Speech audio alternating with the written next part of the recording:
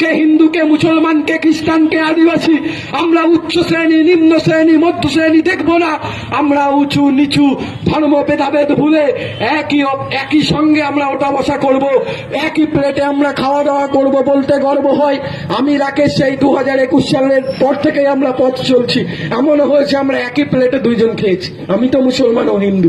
আমরা আজও পর্যন্ত বুঝতে পারিনি যে ও হিন্দু না আমি মুসলমান, নাও বুঝতে পেরেছে না আমি বুঝতে পেরেছি, বাকি কারোর কথা বলতে পারবো না।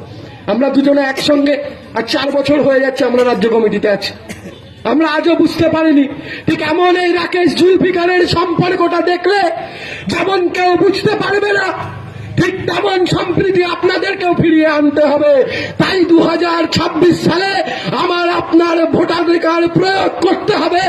আর যদি কেউ বুথে রিগিং করতে আসে, বুক পেতে দিতে হবে। প্রয়োজনে নিজের লাশের উপর দিয়ে গিয়ে ছাপ্পা মারবে, তবুও ছাপ্পা মারতে দেব না। লাশ হয়ে শুয়ে পড়েও তার ঠ্যাংটা ধরে টেনে রাখবো।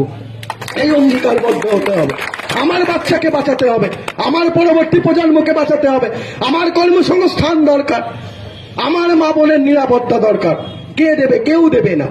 আপনার একবেলা খাওয়া না হলে আমি একবার দেখতে যাব, দুবার যাব, 3বারের পর হয়তো আমাকেও খুঁজে পাবেন না।